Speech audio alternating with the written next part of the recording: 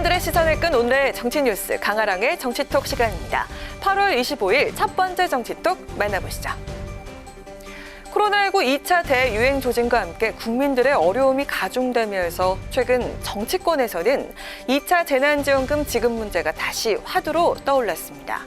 하지만 당정청은 방역이 우선이라며 이에 대한 결정을 유보해 공은 여당의 차기 지도부로 넘어가는 분위기인데요. 그렇다면 2차 재난지원금에 대한 당권 주자들 의견은 어떨까요?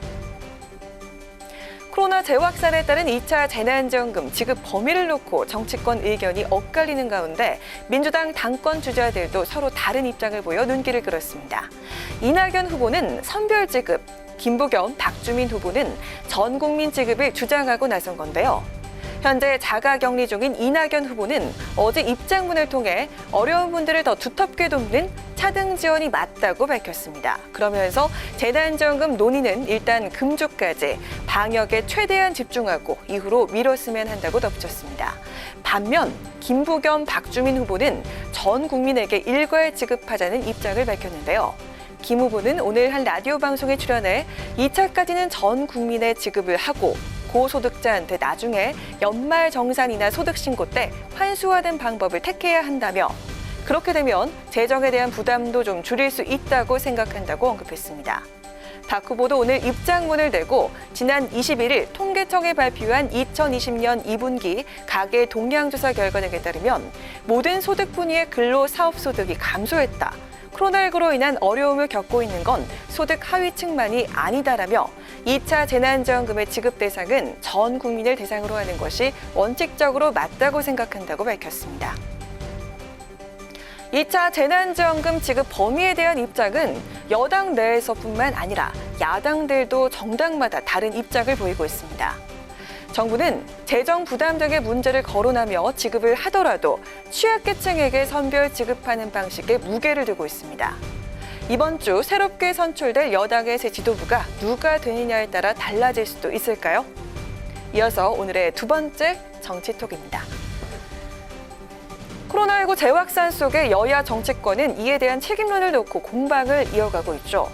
여권에서는 지난 15일 광화문 집회를 주도한 극우 보수단체와 통합당의 연관성을 부각하면서 야당 책임론을 제기하고 있습니다. 그동안 극우와 거리를 두면서도 다소 유보적인 태도를 보여왔던 통합당 조영원 대표가 오늘은 극우 세력과 선을 긋겠다는 분명한 메시지를 내놔서 눈길을 끌었습니다. 8.15 광화문 집회와 관련해서 사실 저희 미래통합당은 대단히 억울합니다.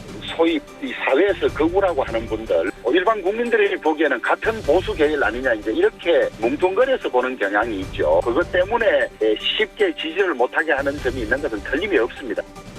오늘 아침 한 라디오 방송에 출연한 주 원내대표는 광화문 집회를 주도한 극우 세력과 통합당을 연관 짓는 데 대해 억울함을 호소하며 전광훈 목사 등과는 당도 다를 뿐 아니라 지난 총선에서 후보를 내는 바람에 오히려 표를 갉아먹은 측면도 있다고 강조했습니다.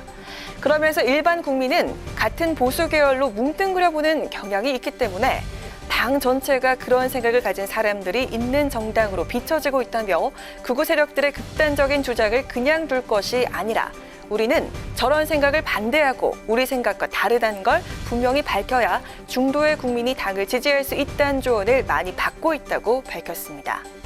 주 원내대표는 그런 전문가들의 조언 쪽으로 방향을 잡아가야 하지 않을까 한다며 극우 세력과 선을 긋겠다는 의지를 밝혔는데요. 여당에 대해서는 코로나19 방역에 실패하고 지지율도 추월당하니까 어떻게든 통합당과 엮으려고 안간힘을 쓰고 있다고 비판했습니다. 미래통합당은 최근 중도층을 향한 정책 행보에 적극 나서고 있죠. 이런 가운데 극우 세력과도 분명한 선긋기에 나선 당 지도부의 메시지가 국민들에게 확실한 이미지 변신으로 각인될 수 있을까요? 지금까지 강아랑의 정치톡이었습니다.